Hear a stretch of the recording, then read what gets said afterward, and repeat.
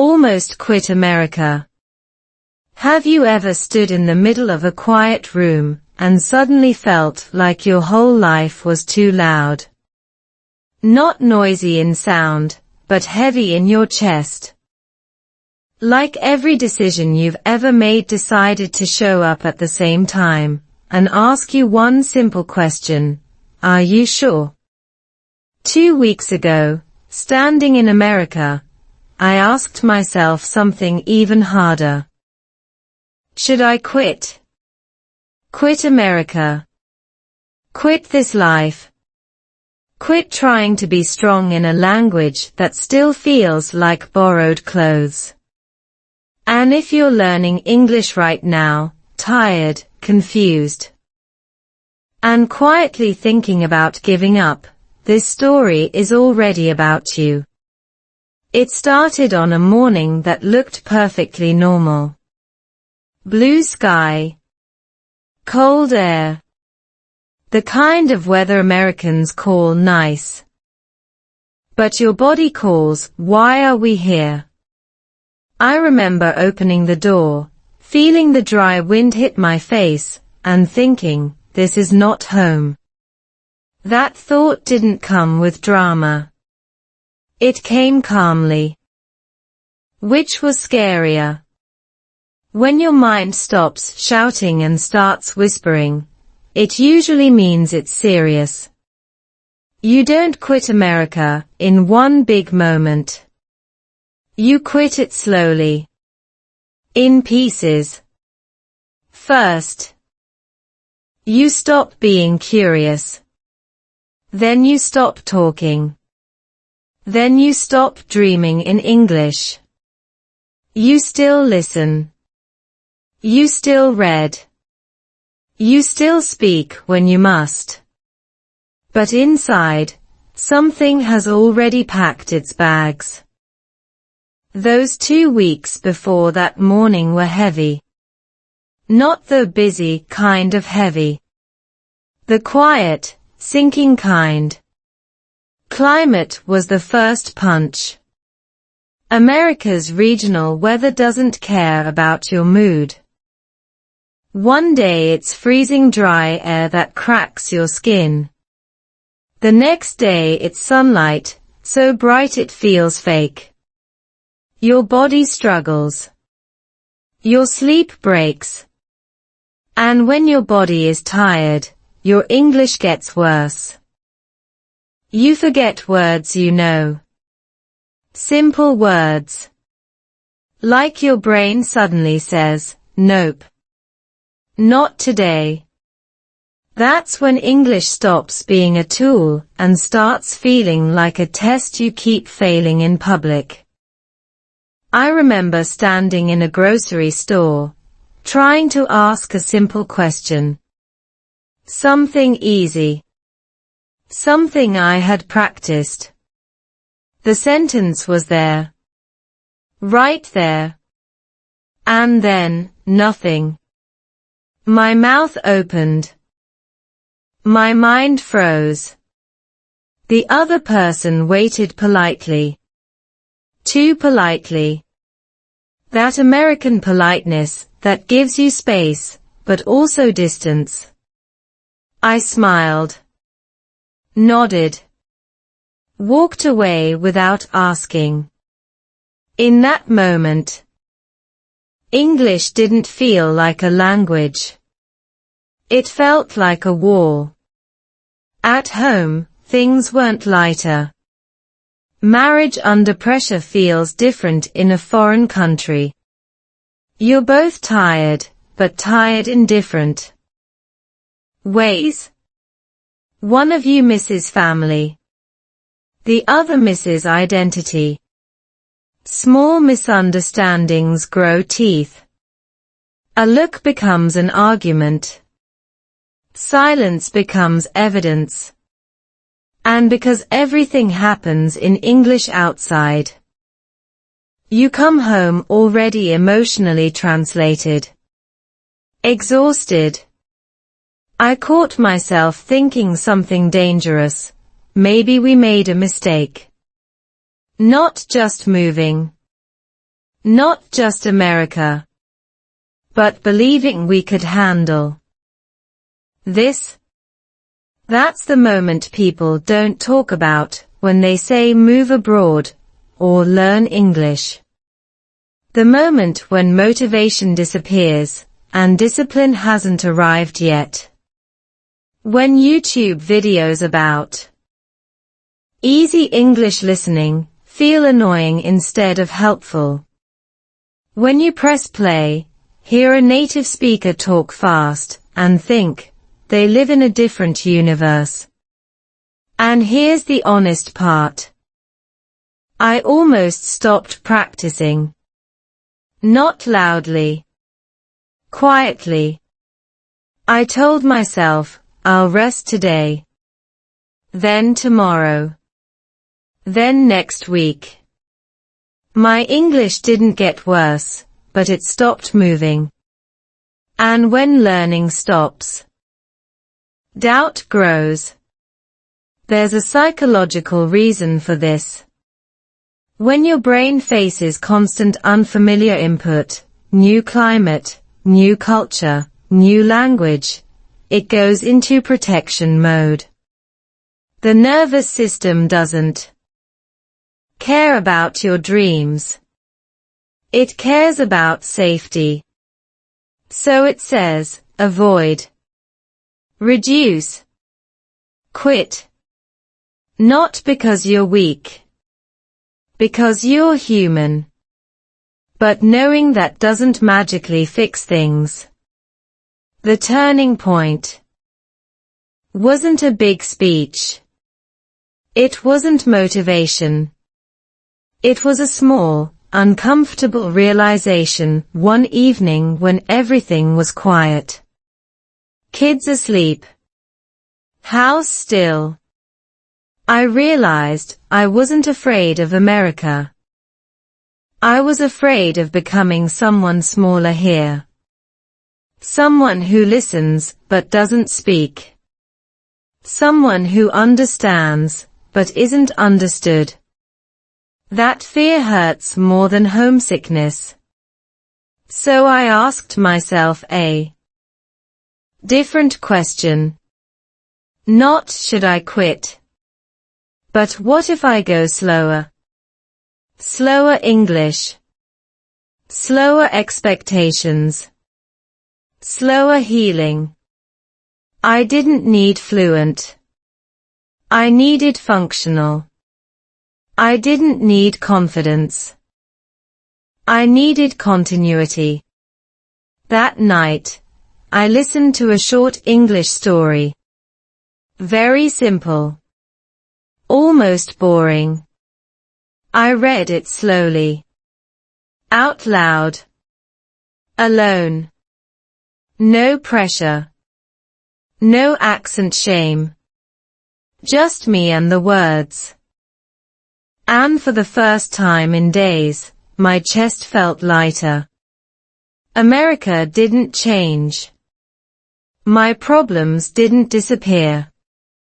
But something small shifted. I didn't quit that night. I postponed quitting. And sometimes, that's enough.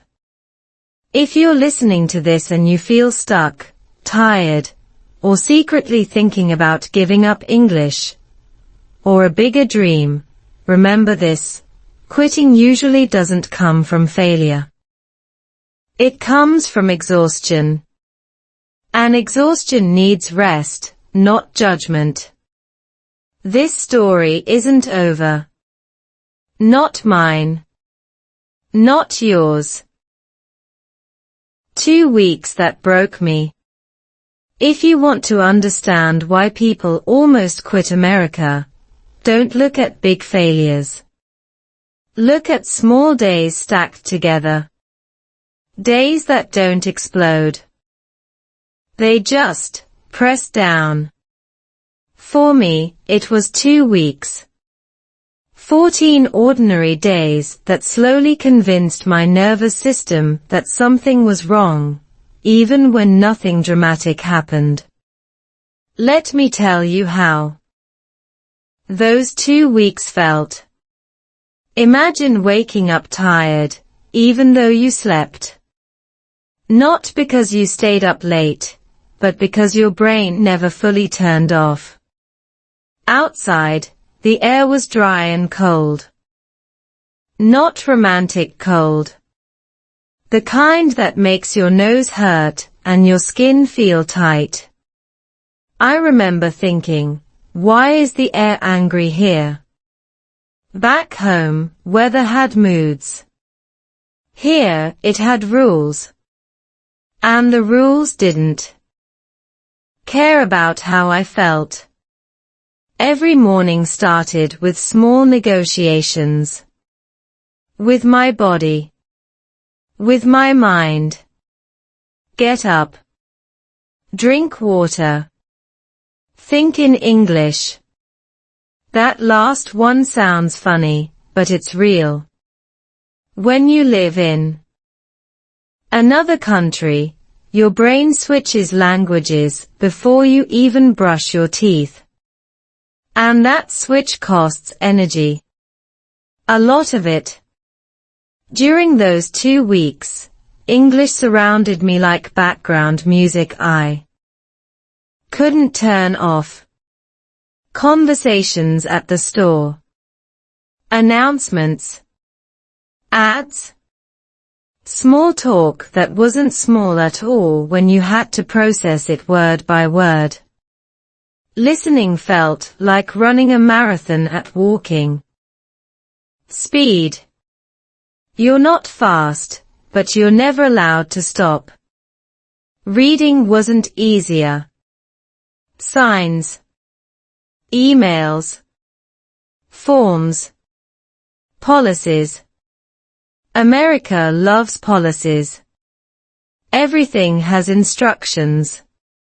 Everything has fine print. And when English is not your first language, fine print feels personal. Like it's hiding something from you on purpose. Speaking was the hardest part. Not because I didn't know enough words, but because choosing the right ones took too long. By the time my sentence was ready, the moment had passed. So I smiled. Nodded. Said yeah a lot. That word became my survival tool. Yeah. It means everything and nothing. Agreement. Escape. Fatigue. By the end of the first week, I noticed something scary. I started avoiding situations where I had to speak. Not consciously. Automatically. My brain labeled them as danger. Phone calls. Asking questions. Even friendly conversations. Avoidance feels like relief at first. Then it turns into isolation. At home.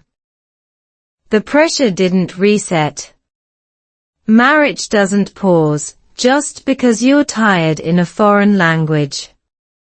If anything, stress translates badly.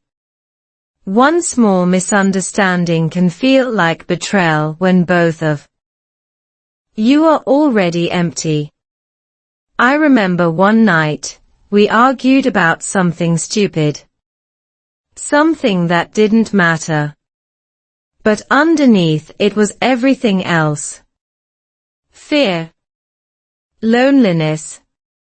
Doubt. We weren't fighting each other. We were fighting the situation. And then there were the kids.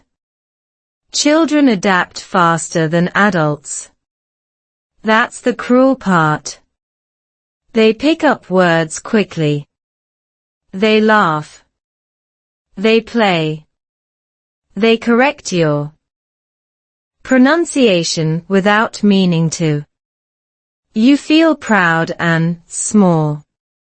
Happy for them, but quietly wondering why your own brain feels so slow. During those 2 weeks, I kept telling myself, this is normal. This is adjustment. And it was. But knowing that didn't stop the wait. Because adjustment still hurts while it's happening. A broken bone heals, but it still breaks first. Scientifically, this phase has a name. Cultural fatigue. Cognitive overload. Your brain processes too much unfamiliar input for too long without enough recovery. When that happens, motivation drops. Memory weakens. Emotional control slips. You become more sensitive, more irritable, more tired than makes sense. And that's when quitting starts to sound logical. Not emotional. Logical. Why struggle? Why force this? Why not go back to comfort, language, warmth, ease? Those questions don't scream. They whisper reasonable arguments. That's why they're dangerous. I remember one afternoon, sitting alone, scrolling through my phone, watching people speak English effortlessly online, listening to smooth accents, confident voices, and I felt something twist inside me. Not jealousy. Distance. Like they belonged to a world I was only visiting. That night, I almost admitted defeat. Not out loud. Just to myself. Maybe I'm not built for this. That sentence is heavy. Because once you believe it, everything becomes proof. But here's the strange thing about those 2 weeks. Even at my lowest, I never completely stopped listening to English. I still played slow stories. Simple conversations. Even when I didn't want to. Even when my heart wasn't in it. Something inside me kept a small door open. That small habit mattered more than I knew. Because progress doesn't disappear suddenly. It fades quietly when you stop showing up. And during those 2 weeks, I was still showing up. Badly. Tiredly. Imperfectly. But consistently. On the last day of that second week, nothing special happened. No miracle. No sudden confidence. Just a quiet realization, while listening to a very slow English story. I understand more than I think. My brain was tired, not broken. Those 2 weeks didn't destroy me. They revealed my limits. And limits are not endings. They are instructions. I didn't quit after those 2 weeks. But I understood why people do. And that understanding changed how I treated myself going forward. Sometimes, the hardest part of learning English, or living in another country, is surviving the days that don't look hard on the outside. And if you're in your own 2 weeks right now, feeling worn down without a clear reason, hear this: you're not failing. You're adapting. And adaptation is messy. The story keeps going. Climate shock is real. Nobody warns you that climate can mess with your mind. People talk about language barriers, culture shock, paperwork, money. But weather? Weather sounds harmless. Neutral. Like something you just get used to. That's a lie. Climate doesn't just touch your skin. It rewires your mood, your energy, and, quietly, your ability to function in another language. During those 2 weeks in America, the weather felt like a bad roommate. Present all the time. Never discussed. Always affecting you. The air was dry in a way my body didn't understand. My lips cracked. My throat felt tight. I drank water constantly, but never felt hydrated. At night, the heater hummed, and the air got even drier. I woke up tired, with a heavy head. Like I had been thinking all night, without permission. Here's the strange part.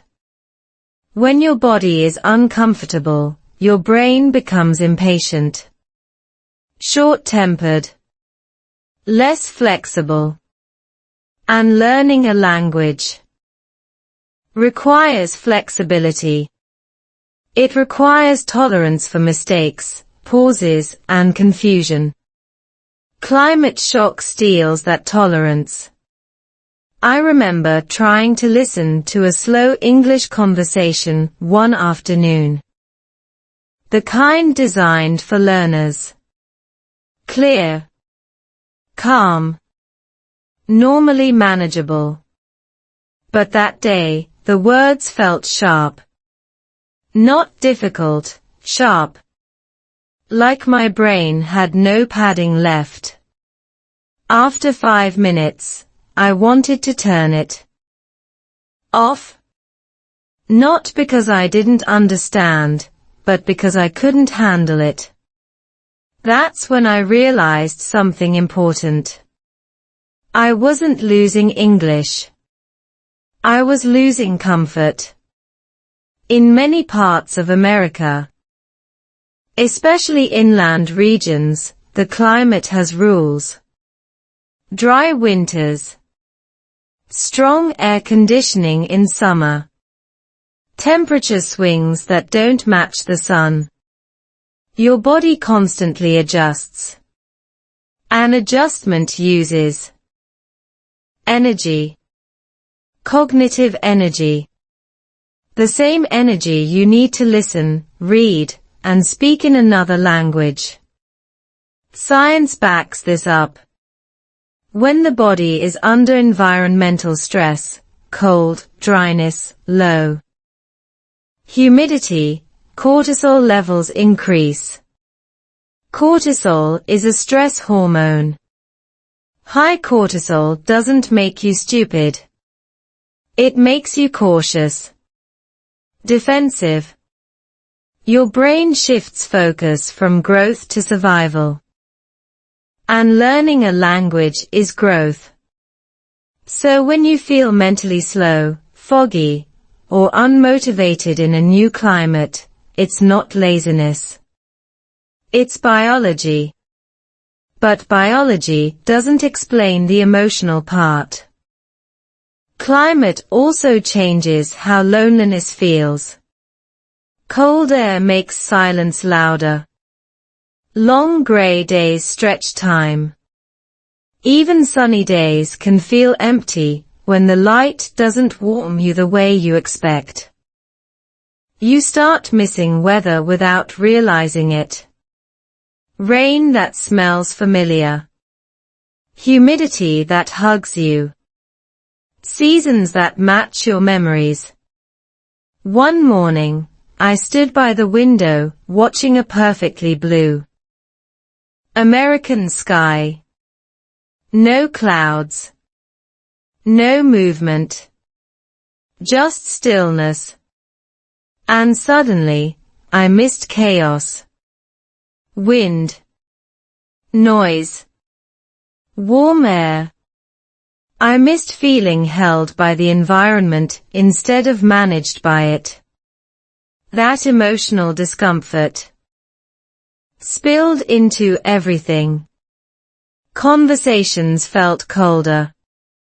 Smiles felt practiced. People weren't rude. They were distant. And distance plus cold equals isolation. I noticed how climate changed my speaking. My mouth felt dry. Pronunciation felt harder. My voice sounded different to my own ears. Softer. Less confident. I hesitated more. And hesitation kills flow. Once you lose flow in speaking, self-doubt rushes in. There was a moment in a parking lot when this all clicked. I was walking fast, shoulders tense, hands in pockets, trying to escape the cold. I realized my body language had changed. Closed. Defensive. That's not the posture of someone eager to practice English. That's the posture of someone trying to survive. Here's the mistake many learners make.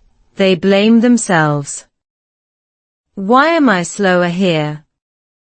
Why is my English worse? Why am I tired all the time? They don't consider the environment. But your nervous system does. During those weeks, I adjusted one small thing. Not my study method. My physical comfort. I added a humidifier. Drank warm water instead of cold. Slowed my mornings.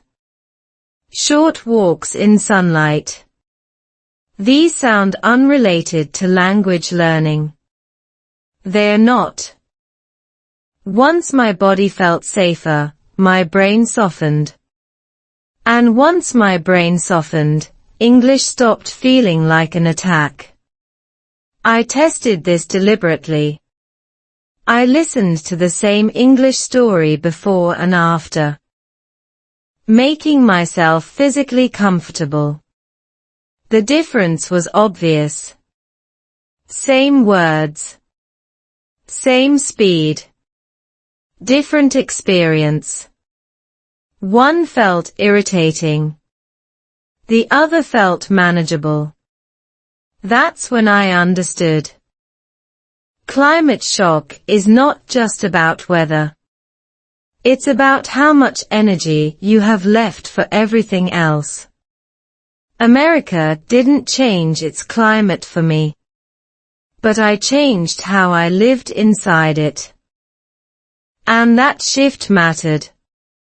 If you're learning English in a new country, and everything feels harder than it should, ask yourself a different question. Not what's wrong with my English, but what's happening to my body. Because your body speaks first. Your language follows. Climate shock doesn't mean you don't belong. It means you haven't adjusted yet. Adjustment takes time. And kindness. Especially toward yourself. I didn't quit America because of the weather. But I almost quit myself inside it. Understanding climate shock helped me stop that. The environment sets the stage. But you decide whether to leave the play. Culture is not friendly. No one ever says culture shock feels rude. They say it feels confusing, different, awkward. But let's be honest for a second. Sometimes culture shock feels like rejection. Not loud rejection. Polite rejection. The kind that smiles at you, says have a nice day, and still makes you feel invisible. During my first days in America, I kept thinking people were unfriendly, not aggressive, not mean, just distant.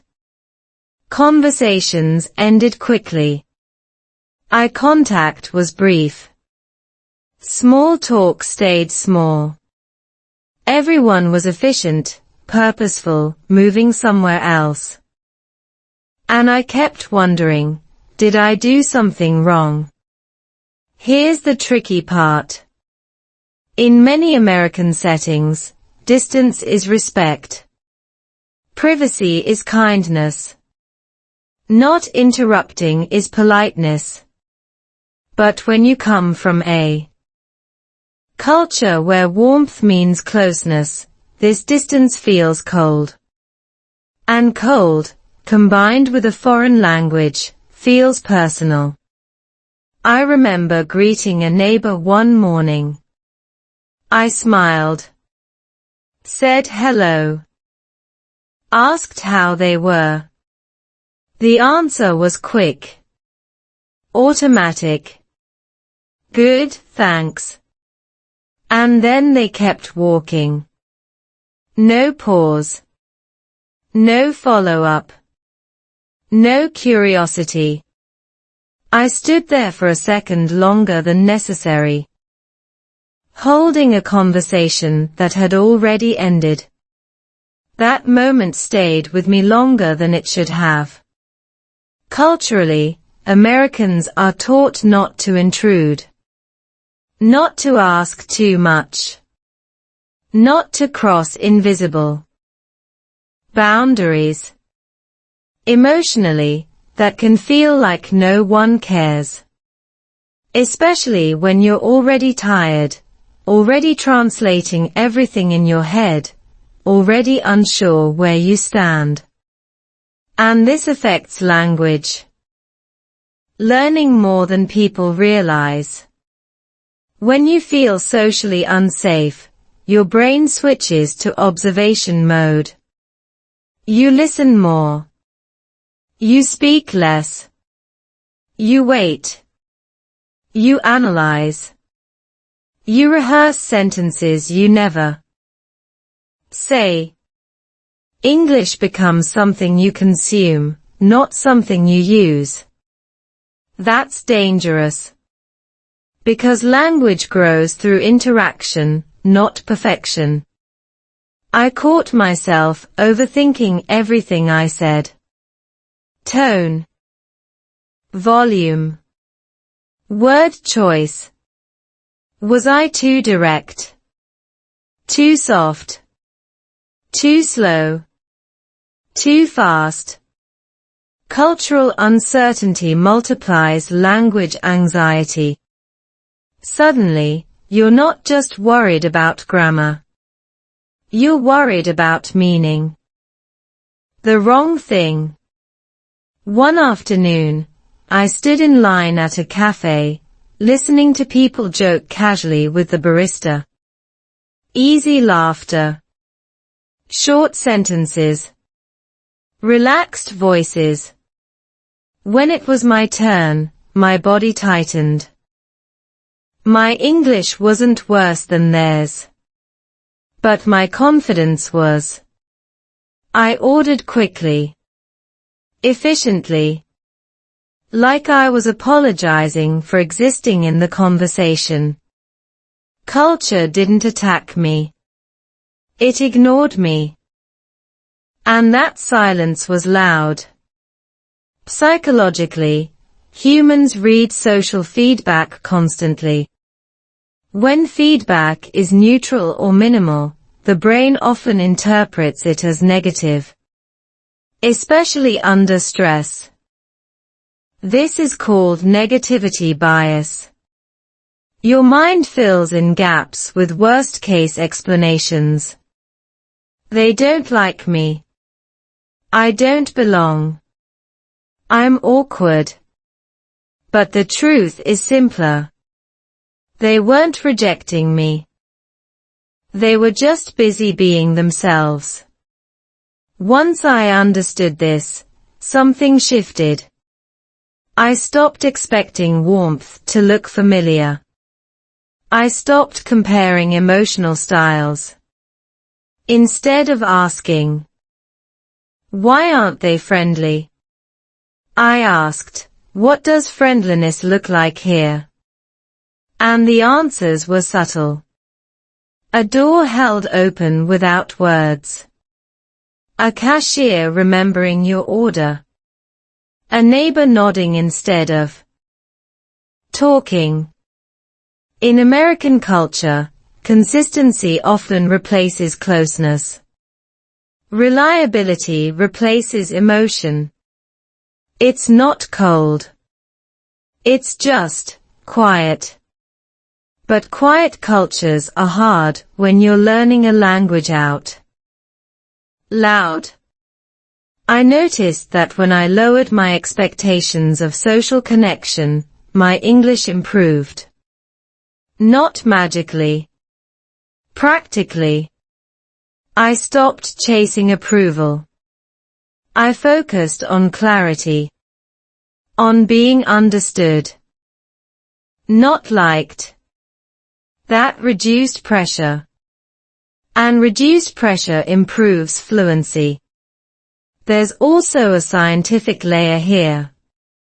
Social anxiety increases cognitive load. When you're worried about social rules you don't fully understand, your working memory gets crowded. Less space for vocabulary. Less space for listening. Less space for spontaneity. That's why English feels harder in social settings than in lessons. Once I accepted cultural distance as neutral, not hostile, my nervous system relaxed. I gave myself permission to be quiet without feeling small. And ironically, that made speaking easier. When I chose to speak. One evening, I tried something simple.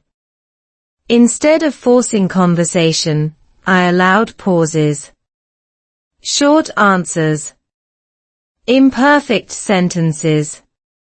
I let interactions end without chasing more. And something interesting happened. People leaned in slightly. Asked one more question. Smiled longer. Culture responded when I stopped fighting it. That's the quiet rule of America. Don't push. Don't pull. Stand steady. Culture shock doesn't mean you're incompatible. It means you're translating more than language. You're translating behavior. And behavior takes time. I almost quit America. Because I thought I didn't fit. But fitting isn't the goal. Understanding is. And once I stopped taking cultural distance personally, English stopped feeling like a performance. It became communication again. Culture isn't unfriendly. It's just speaking a different emotional dialect. And like any dialect, you learn it slowly. With patience. With observation. With grace toward yourself. You don't disappear here. You adapt. Quietly. Gradually. And that's enough. English made me small. There's a strange feeling that only language learners know. It's the feeling of being smart in your head and invisible in your mouth. You understand more than you can say. You think deeply, but you speak simply. And over time, that gap doesn't just frustrate you, it shrinks you. During those weeks in America, English didn't embarrass me. It diminished me. I wasn't bad at English. That was the confusing part. I could listen. I could read. I knew grammar. I even knew what I wanted to say. But when the moment came to speak, my voice felt smaller than my thoughts. Softer. Less certain. Like my personality had been translated badly. I noticed it first in group settings. When more than 2 people were talking, I disappeared. Not physically. Mentally. Conversations moved fast. Jokes landed quickly. By the time I understood the setup, the punchline was already gone. I laughed a second too late. Or not at all. Eventually, I stopped trying. That's when English stopped being a bridge and started feeling like a filter. Only parts of me could pass through. At home, in my own language, I'm expressive. I explain. I joke. I disagree. In English, I became efficient. Minimal. Safe. I chose words that wouldn't fail me instead of words that represented me. And safety slowly replaced honesty. Psychologically, this does something dangerous. When you can't fully express yourself, your brain associates speaking with loss. Loss of identity. Loss of nuance. Loss of dignity. So it protects you by encouraging silence. Silence feels calm. Controlled. But it also feels lonely. I remember one conversation clearly. Someone asked me a question that deserved a real answer. A thoughtful one. I had it in my head. Clear. Emotional. But the English required to deliver it felt too risky. Too complex. So I gave a short version. Accurate, but empty. The conversation moved on. And I felt something drop inside me. That night, I realized something painful. English wasn't just slowing my speech. It was compressing my personality. There's a term for this in psychology, linguistic identity reduction. When people operate in a second language, they often feel less funny, less confident, less intelligent, not because they are, but because expression is limited. The brain interprets that limitation as a reflection of the self. Over time, you stop raising your hand. Stop offering opinions. Stop initiating conversations. Not because you don't care, but because caring costs too much effort. I started choosing invisibility over vulnerability. And here's the irony. Everyone around me would probably say, "Your English is fine." Because technically, it was. But emotionally, it wasn't enough.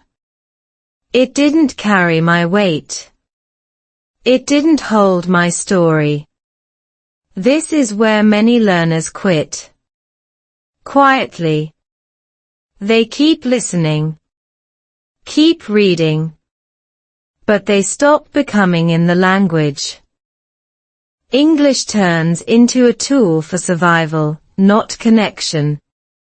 I almost accepted that version of myself, Then something small happened. Not dramatic. Just uncomfortable enough. I was alone. Practicing English out loud. No audience. No judgment.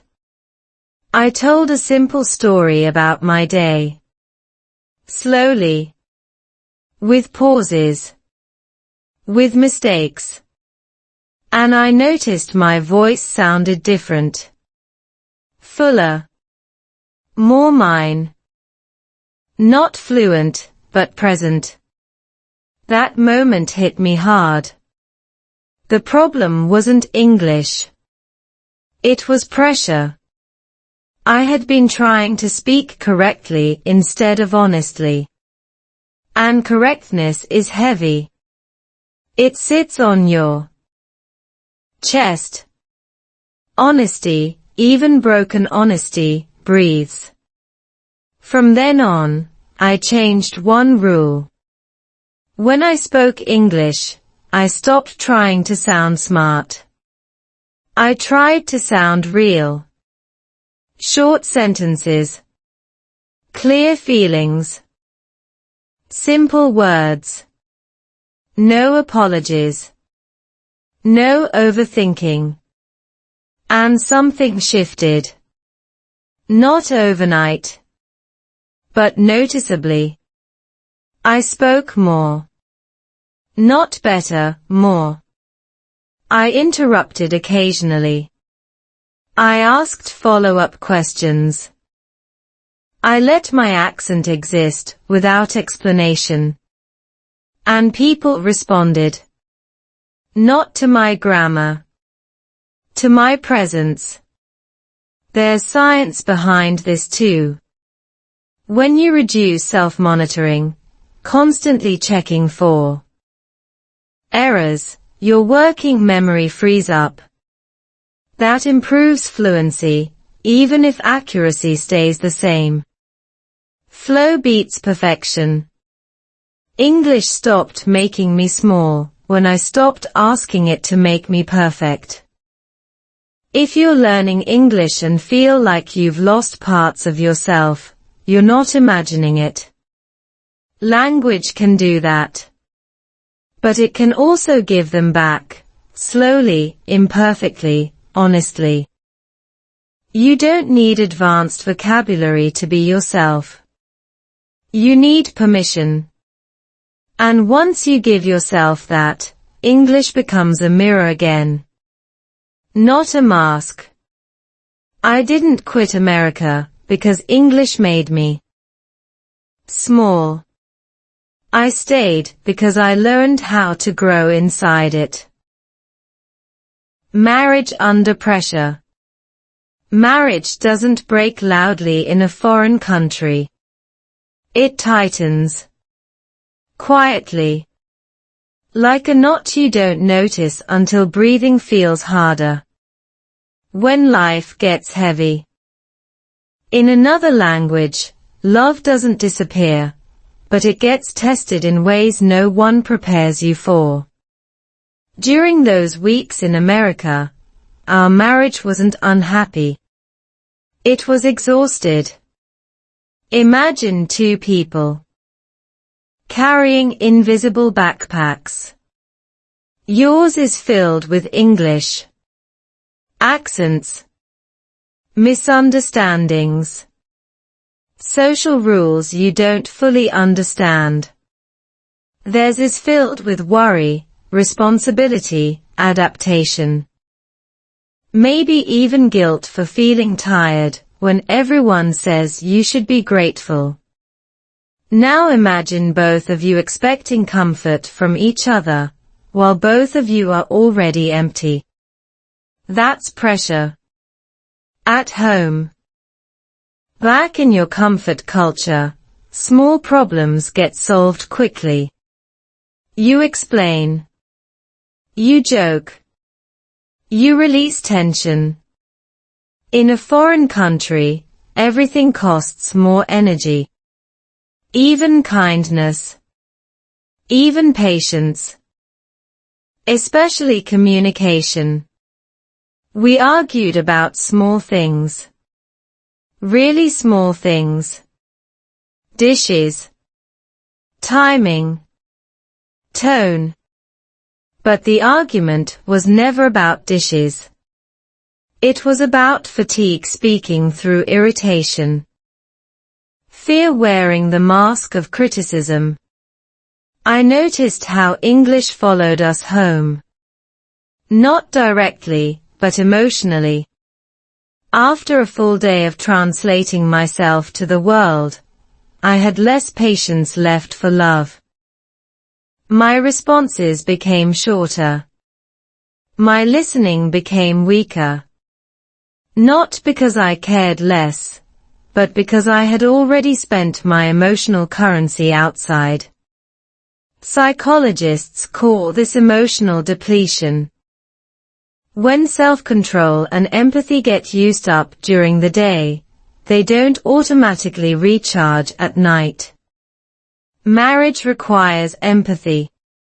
When empathy is low, misunderstandings rise. One night, we sat in silence longer than usual. Not angry. Just disconnected. That silence scared me more than any argument. Because silence can mean distance. And distance grows fast in unfamiliar places. I caught myself thinking something dangerous again. Maybe this move changed us. Maybe love works best where language is easy and life feels familiar. Maybe pressure reveals cracks that were always there. But then I paused. And I asked a harder question. Or maybe pressure reveals how strong something actually is. Here's what no one tells you. Immigration stress hits couples in phases. First excitement. Then shock. Then conflict. Then adjustment. If you quit during the conflict phase, you never see what comes next. Science supports this too. Studies on couples under prolonged stress show increased irritability, reduced communication quality, and emotional withdrawal, not because love weakens, but because cognitive resources are overloaded. In simple terms, the brain is tired. And tired brains are bad at love. Understanding that changed how I saw our tension. We weren't failing each other. We were overloaded. So we made one small change. Not a big conversation. Not a dramatic promise. Just one rule: English stays outside. At home, we slowed everything down. Fewer words. Clear feelings. Short check-ins. Sometimes silence, but chosen. Silence. Safe silence. The kind that rests instead of divides. And something else happened. English stopped being the enemy between us. It became something we survived together. We started laughing. At mistakes again. At mispronunciations. At awkward moments. Humor returned, not because life got easier, but because we stopped demanding perfection from each other. I also noticed how love helped my English. When emotional safety returned, my confidence followed. Speaking felt less risky when I wasn't already emotionally bruised. Support doesn't fix grammar, but it fixes courage. Marriage under pressure isn't about avoiding conflict. It's about understanding the source. Language barriers, cultural fatigue, climate shock, they all pour into the same emotional container. If you don't name them, you blame each other. And blame is heavier than any accent. One evening, we talked honestly. Not dramatically. Just truthfully. About fear. About exhaustion. About missing home. About wanting to quit, not the marriage, but the pain. That conversation didn't solve everything. But it softened us. Love didn't need to be loud. It needed to be patient. If you're learning English and living abroad with a partner, hear this. If things feel harder, it doesn't mean your relationship is weaker. It means the environment is louder. And noise distorts. Communication. Marriage doesn't fail because of English. It struggles because people forget to rest together. I almost quit America thinking I was losing love. I stayed because I realized love was simply being tested, not erased. And tests, unlike endings, can be passed. Family keeps you standing. There's a moment when you realize you're no longer living life for yourself. It doesn't arrive with a speech. It arrives quietly. Usually when you're too tired to pretend you're strong. For me, that moment came when I watched my kids sleep in a house that still didn't feel like home, and understood something simple and heavy at the same time. I couldn't quit, even if I wanted to. Family has a strange power. It doesn't remove fear. It reframes it. During those weeks in America, when English made me smaller, culture felt colder. And marriage felt stretched, family became the anchor. Not in a dramatic way. In a practical, everyday way. Kids still needed breakfast. Homework still needed checking. Questions still needed answering, often in English I wasn't fully comfortable with yet. Children don't wait for you to catch up emotionally. They move forward. And when they do, you either follow or fall behind. I remember my child coming home one afternoon, excited about a new word learned at school. Simple. Bright. Confident. They said it naturally, like English belonged to them already. I smiled. Encouraged them. And then felt a quiet ache in my chest. Pride and fear tangled together. Pride because they were adapting. Fear because I wondered if I would. Family does that. It forces honesty. You can lie to yourself about quitting. You can romanticize giving up. But when someone depends on you, not for success, but for stability, fantasies collapse. Psychologically, responsibility changes. Motivation. Intrinsic motivation comes from desire. Extrinsic motivation comes from obligation. But family creates something stronger, meaning-based motivation. You don't continue because you want to. You continue because stopping would cost more than continuing. And that cost is emotional. I noticed how my behavior changed around my kids. Even on days when English exhausted me. I still spoke it for them. Slowly. Carefully. Incorrectly sometimes. But consistently.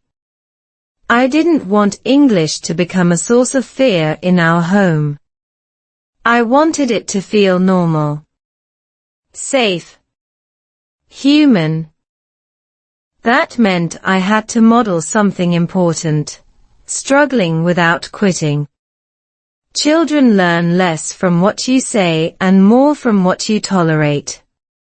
If they see you avoid English, they learn. Avoidance. If they see you practice imperfectly, they learn resilience. One evening, we practiced English together. Not a lesson. Just reading a simple story. I read slowly. They corrected me. We laughed.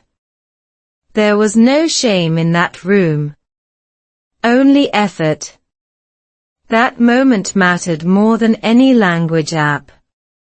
Family also softened my expectations. I stopped chasing fast progress. I stopped comparing myself to others. I focused on sustainability. Showing up tired but present. That's how families survive. Not through heroic energy, but through steady presence. There's science behind this too. When people feel socially supported, stress hormones decrease. Cognitive flexibility increases. Learning becomes easier. Not faster, but deeper. Family didn't magically improve my English.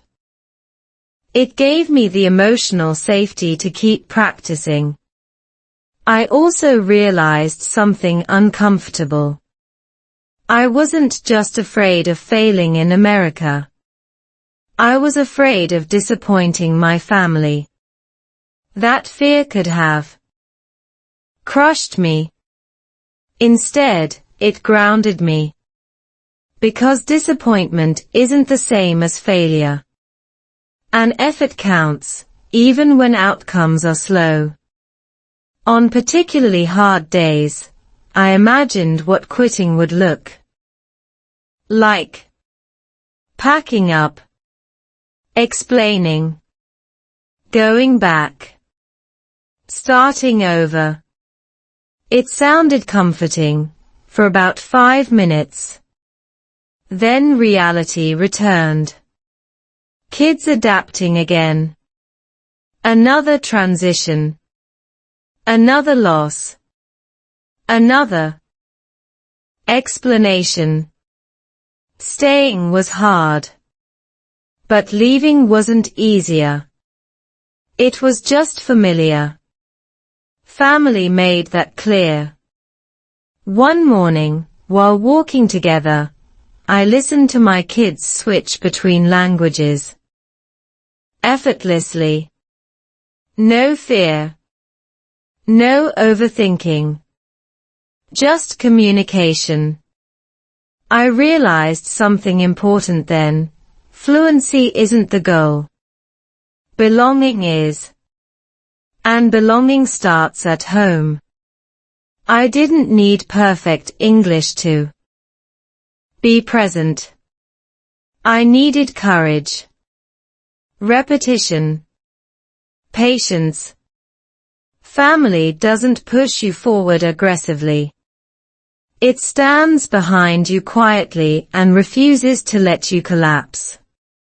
If you're learning English, living abroad, and feeling like quitting, ask yourself this: who benefits if I stop? Often, the answer is fear. Not love. Not growth. Not family. I didn't stay in America because I was brave. I stayed because people I love were watching me choose. And that choice, to stay standing even when tired, taught me more about language, resilience, and love than any textbook ever could. Family doesn't make things easier. It makes them worth enduring. One small English habit. People love big solutions. Intense study plans. 30-day challenges. Fluency promises with bold thumbnails. But when you're emotionally exhausted, big solutions feel like threats. They demand energy you don't have. What saved me wasn't a breakthrough. It was a habit so small it almost felt embarrassing. I stopped trying to improve my English. I know that sounds wrong. But hear me out. During those weeks when quitting felt logical, my problem wasn't knowledge. It was pressure. Every time I opened an English app, my brain prepared for evaluation. Am I better? Am I worse? Am I wasting time? That internal noise drained me before learning even began. So I made one rule: no improvement allowed. I chose one very simple English story. Not motivational. Not advanced. Almost childish. I listened to it every day. Same story. Same voice. Same pace. 10 minutes. That's it. No new vocabulary lists. No grammar focus. No tests. Just listening. At first, it felt pointless. My brain complained. You already understand this. Exactly. That was the point. When input is predictable, the nervous system relaxes. No surprises. No danger. Just familiarity. Neuroscience calls this reducing cognitive load. Less effort, more absorption.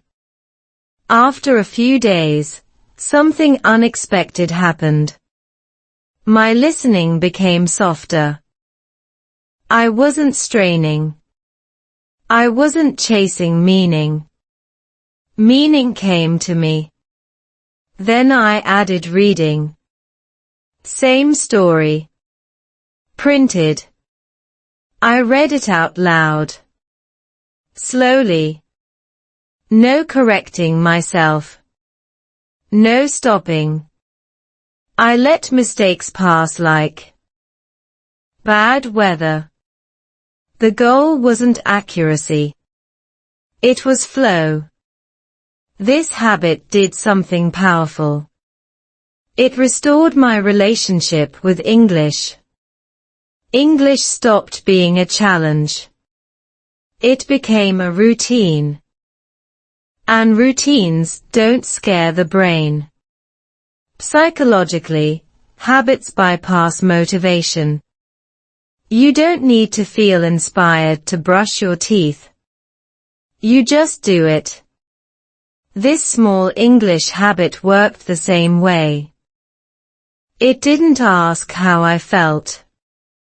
It just existed. I noticed changes, not dramatic ones.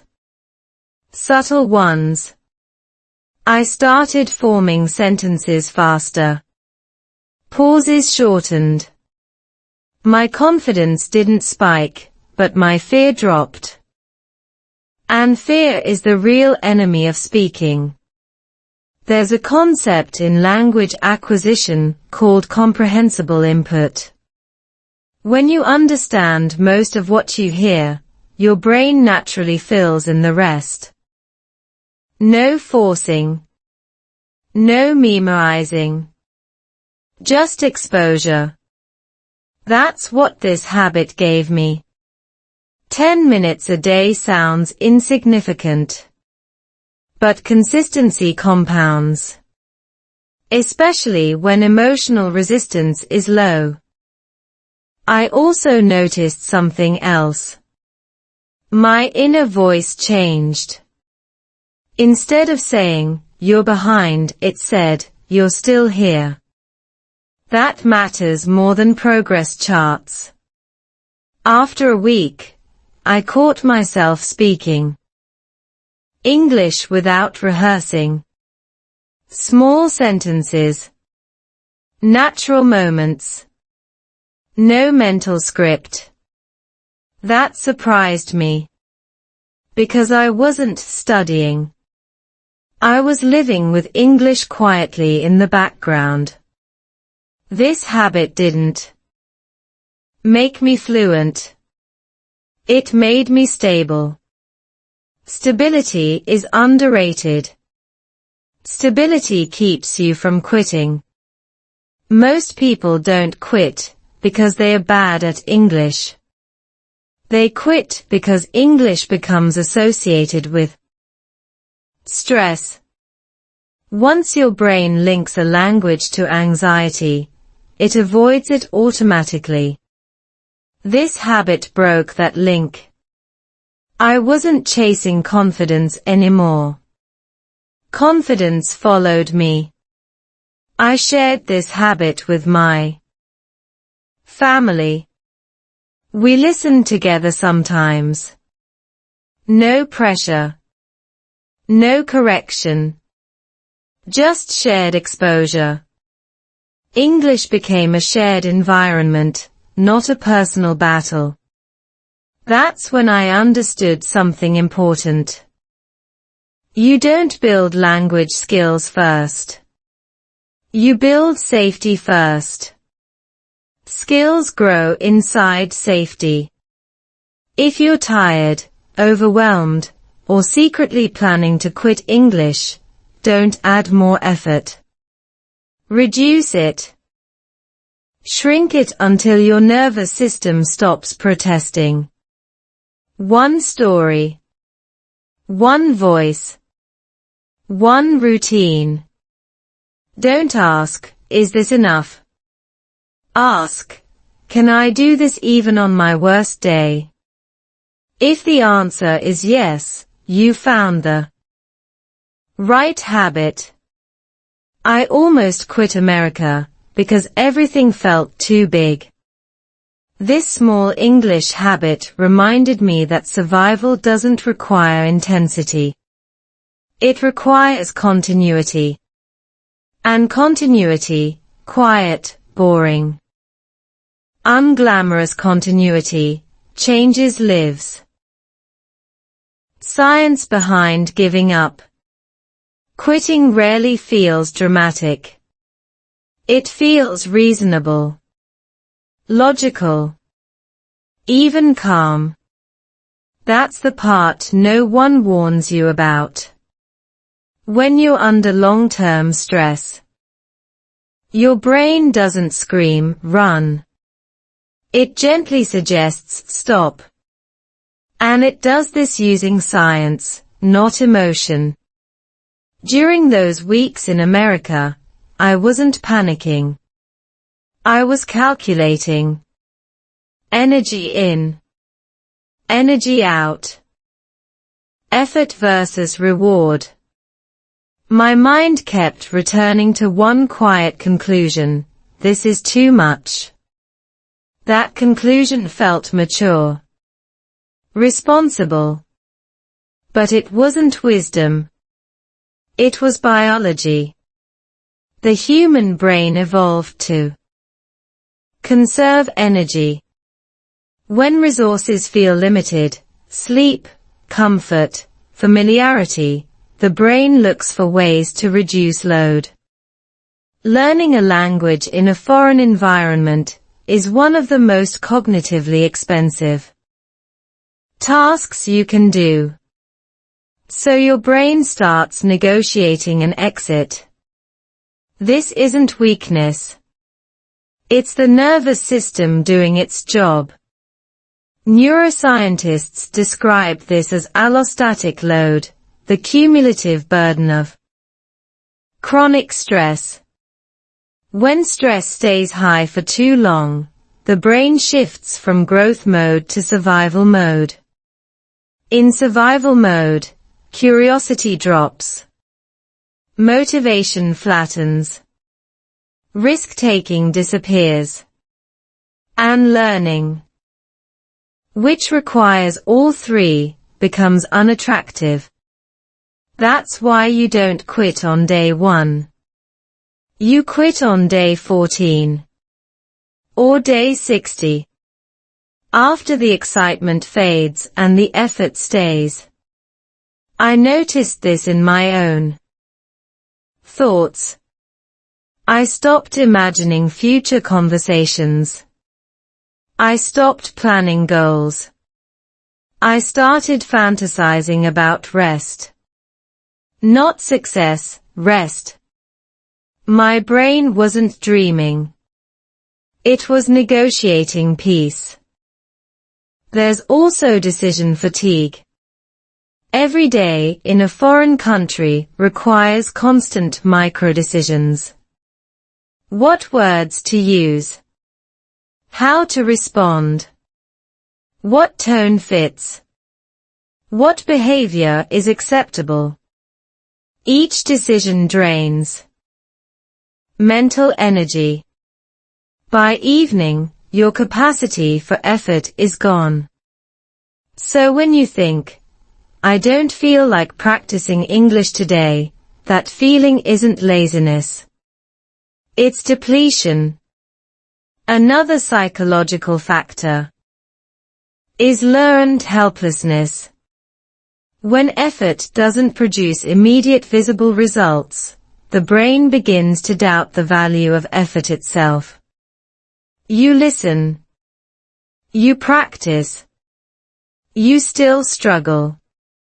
So your mind concludes, why try? I almost fell into that trap. I confused slow progress with no progress. And the brain hates ambiguity. It prefers clear wins or clear exits. But here's the twist.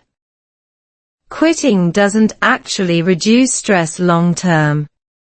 It delays it. When you quit something important, your brain gets temporary relief, but your identity takes a hit. And identity stress lasts longer than effort stress. Research shows that people regret avoidance more than failure. Failing while trying hurts. Quitting hurts differently. It lingers. I felt that difference when I imagined quitting. America. My body relaxed briefly. Then my chest tightened. Because quitting wasn't aligned with my values. It was aligned with my exhaustion. Understanding this changed everything. I stopped asking, do I want to quit? And started asking, am I resourced enough to continue today? Those are different questions. The first is emotional. The second is practical. Once I framed my struggle scientifically, I stopped personalizing it. My brain wasn't betraying me. It was protecting me. But protection doesn't always know what matters long term. That's where conscious choice comes in. You don't fight your brain. You work with it. You reduce stress. You simplify tasks. You create predictable routines. You lower stakes. All of these signal safety. And when the brain feels safe, learning returns. That small English habit from before. It wasn't just a routine. It was a neurological signal. We are not in danger. We can continue. Once stress dropped, motivation reappeared. Naturally. Not as excitement. As willingness. This is why yelling at yourself to try harder doesn't work. Pressure increases stress. Stress kills learning. It's a bad loop. Quitting feels attractive because it promises immediate relief. But relief without resolution creates another form of stress. A quieter one. One that follows you. I didn't stay in America because I suddenly became strong. I stayed because I understood my brain better. If you're learning English and thinking about quitting, don't judge the thought. Analyze it. Ask, am I tired? Overloaded? Unsupported? Fix those first. Quitting is often a symptom, not a solution. Your brain is not the enemy. It's tired. And tired systems don't need motivation. They need care. Once you give that, the desire to quit often disappears on its own. America is not the enemy. At some point, after enough tired thoughts and quiet doubts, I realized something uncomfortable. America wasn't hurting me. I was fighting an idea of America that never existed. When things go wrong in a foreign country, the country becomes an easy target. The climate is wrong. The culture is cold. The language is unfair. The system is exhausting. And yes, all of that can be true.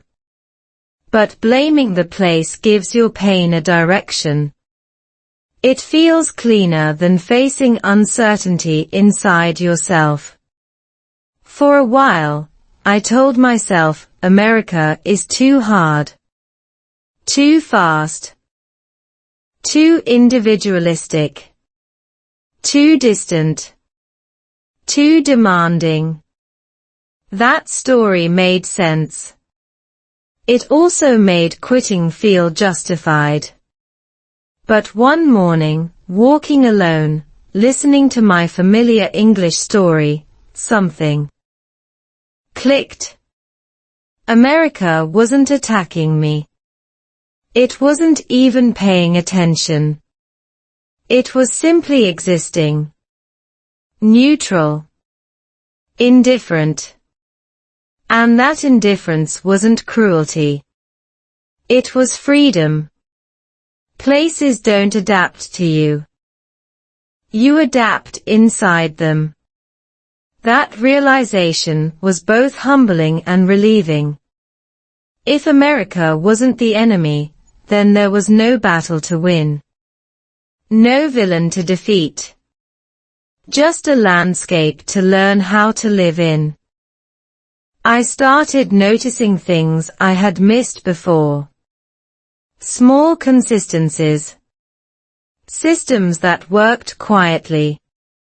Predictability. Rules that, once understood, didn't change emotionally. In many ways, America was stable, even when it felt cold. The policies that overwhelmed me at first. They were impersonal, yes. But they were also consistent. No guessing games. No hidden meanings. Once you learn the structure, you can move inside it. Language worked the same way. English wasn't judging me. It wasn't rejecting me. It was just a system. sounds, patterns, usage. My emotional reaction was the loud part, not the language itself. I had projected my exhaustion onto the country. That's human. When you're tired, everything feels hostile. Psychologically. This is called misattribution of stress. When internal discomfort gets assigned to external causes. The brain does this to simplify complex emotions. It's easier to say, this place is wrong than I am overwhelmed. Once I separated the two, my emotions softened. I stopped demanding America feel like home. I allowed it to be different. That changed my behavior. I stopped expecting warmth where efficiency was the norm. I stopped interpreting distance as rejection. I stopped fighting systems and started learning them. This mindset shift affected my English deeply. When English stopped being a test of belonging, it became a tool again. I didn't need it to prove anything. I needed it to function. That lowered pressure dramatically. I noticed how Americans interacted with language. They didn't overthink. They didn't apologize for mistakes. They focused on getting the point across. Communication over perfection. That's when I stopped being afraid of sounding foreign. Foreign wasn't wrong. It was honest. I tested this. I spoke with my accent. I used simple structures.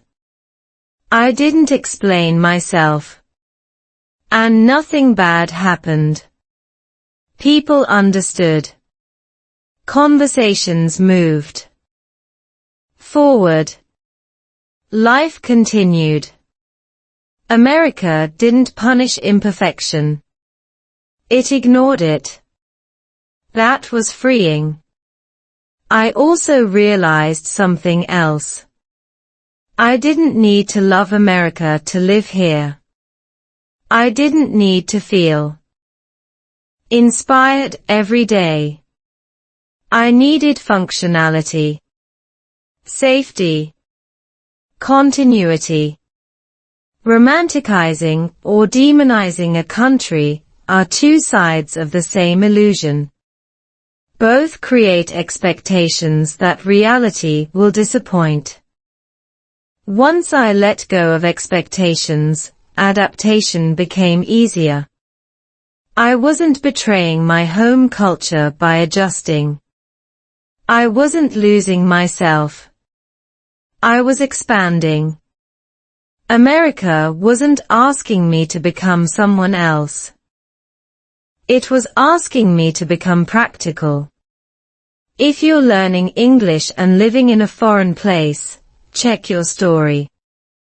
Are you fighting the environment? Or are you tired inside it? Places don't need your approval. They need your understanding. I almost quit America because I thought it was against me. I stayed because I realized it wasn't about me at all. And that, strangely, made everything lighter. Love grew in hard times. There's a lie we quietly believe about love. That it grows best in comfort. In stability. In moments when life finally calms down. But living through hardship taught me something different. Love doesn't wait for things to be easy. It adapts. Or it fades. During those weeks in America, when everything felt fragile, love didn't look romantic. It looked practical. It looked like staying when leaving felt simpler. Like listening when you were already tired.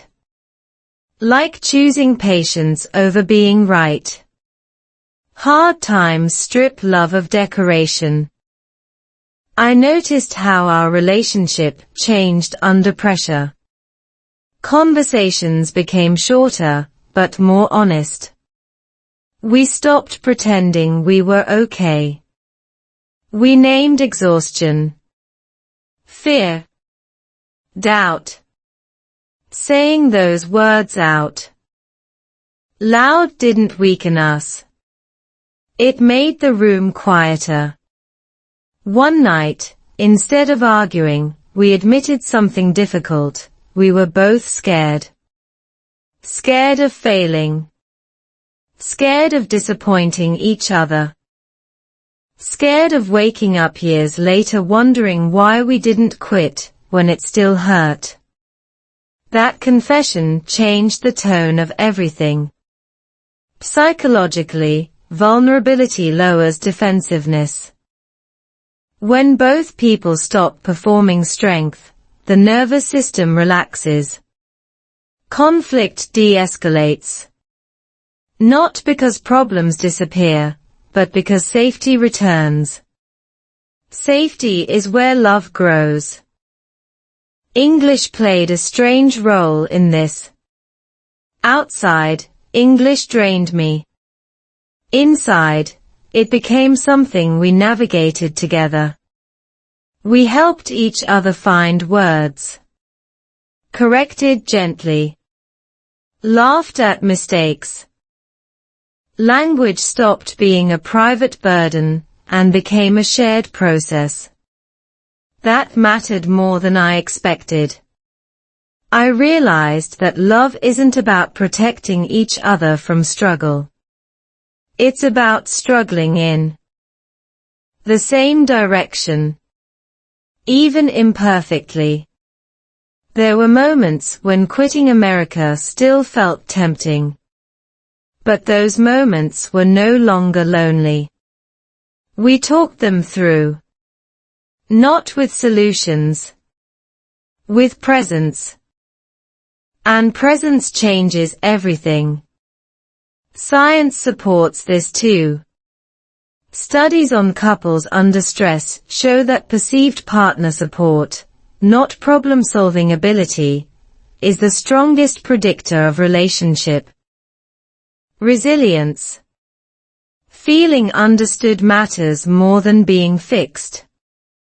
Hard times don't require perfect responses. They require availability. I saw this in small things. A hand on my shoulder when I was silent. A shared walk without conversation. A look that said, I know today was heavy. Those moments rebuilt trust quietly. Love grew because we stopped demanding that the environment be kind to us and focused on being kind to each other. I also noticed how this emotional growth affected my English. When I felt supported, my fear of speaking decreased. Confidence isn't self-generated. It's borrowed from safety. I spoke more freely.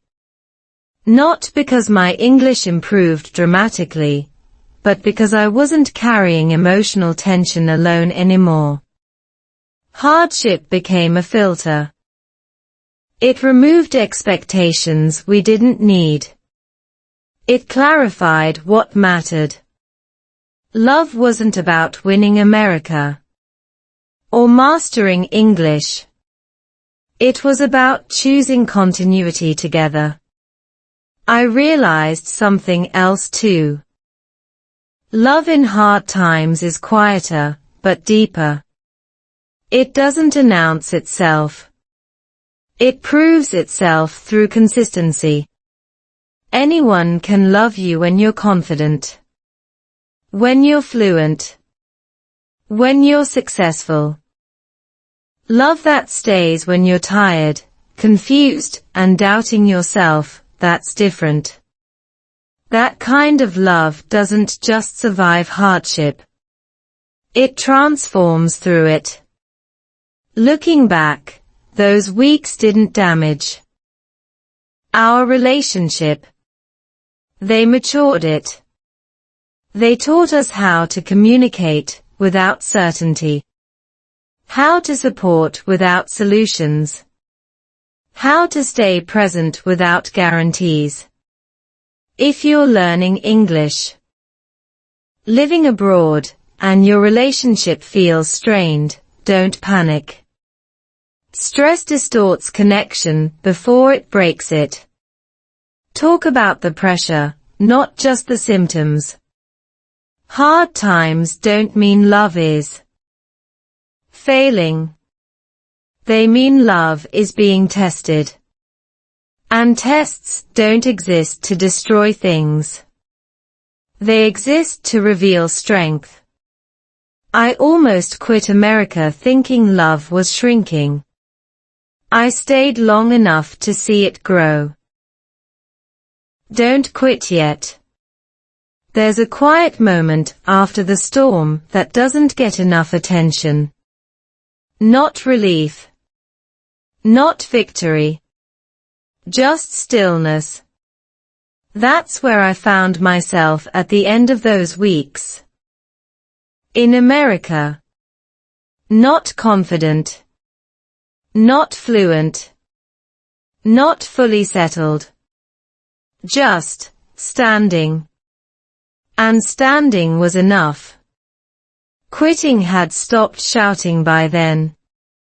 It still whispered sometimes, but it no longer sounded wise. It sounded tired. I realized something important in that stillness. Most people don't quit because they fail. They quit because they decide the pain means something permanent. But pain is often just a message. Slow down, not stop. Looking back, every reason I almost quit had one thing in common. None of them were about ability. They were about overload. Climate. Culture. Language. Marriage. Responsibility. All hitting at once. Anyone would bend under that weight. But bending isn't breaking. The biggest mistake I almost made was turning a temporary state into a permanent conclusion. This feels hard, so it will always be hard. That sentence feels logical when you're exhausted. It's also almost always wrong. Change doesn't arrive as motivation. It arrives as tolerance. The ability to stay one more day. Then another. Not because things are better, but because you're still breathing. That's what happened to me. I didn't wake up loving America. I didn't suddenly feel fluent in English. I didn't solve every problem in my marriage, or erase every fear about the future. I simply stopped asking myself to decide everything while I was tired. Decisions made in exhaustion are rarely wise. Instead of asking, should I quit? I asked a smaller question. Can I stay today? Today was manageable. So I stayed. Tomorrow could wait. That mindset changed everything. Staying didn't mean forcing progress. It meant allowing adaptation. Adaptation is slow, uncomfortable, often invisible. But it's happening even when you feel stuck. Your brain is learning patterns. Your body is adjusting to climate. Your emotions are recalibrating expectations. Your English is settling into rhythm.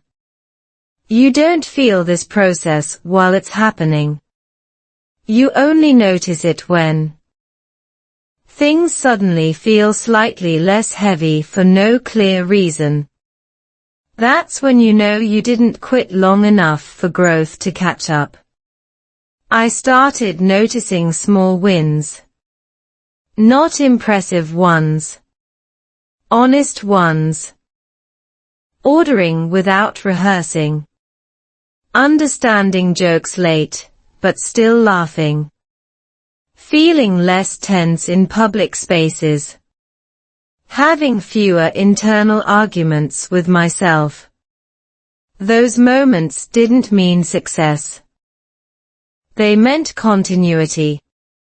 If you're listening to this and you're right on the edge, tired of learning English, tired of adapting, tired of pretending you're okay, hear this clearly, you don't need a breakthrough.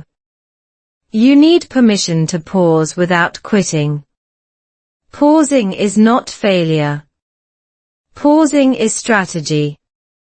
Your nervous system heals in pauses. Your confidence rebuilds in low-pressure repetition. Your identity stretches quietly when you stop fighting it. And one day, without warning, you realize you're no longer asking whether you should quit. You're too busy living. That's where I am now. America didn't become easy. English didn't become perfect. Life didn't suddenly explain itself. But I stopped seeing difficulty as a sign I didn't belong. Difficulty became a sign I was still learning.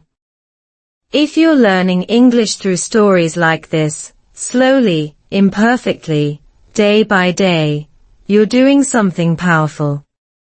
You're choosing continuity over intensity. Presence over pressure. And that choice compounds. Don't quit because today feels heavy. Don't quit because your progress feels slow. Don't quit because you don't recognize yourself yet. You're still becoming. Quitting closes doors quietly. Staying opens them slowly. I almost quit America.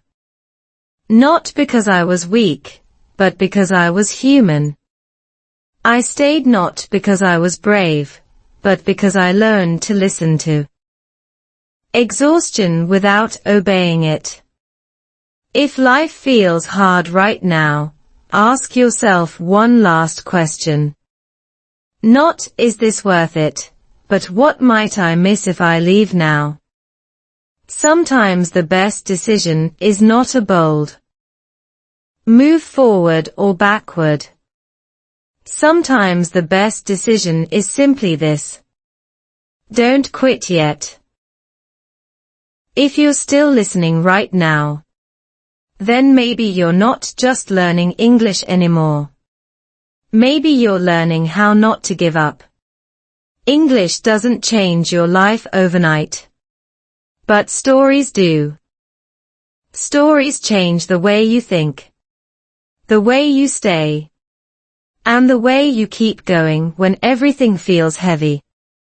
If you're still here, still listening, still reading along, still speaking slowly with me, then you've already come much farther than you realize. Don't stop with this video. On this channel, I share more real English stories. Real life, real emotions, real language. To help you practice English listening, reading, and speaking slowly and naturally. And more importantly, to help you stay when quitting feels easier. Subscribe to the channel if you want to improve English. Listening Practice, 2026 Method. Speak English naturally and confidently. Learn English through meaningful stories, not pressure. If this story touched you, please hit like. It tells YouTube that slow, deep, story-based English learning still matters. And leave a comment below. Where are you right now in your English learning journey? I read every comment. And who knows? The next story might begin with you. The next video is waiting. The next story might be exactly what you need to hear today. Don't quit. Don't rush. And don't leave the channel too soon. Subscribe now. Your English journey continues here.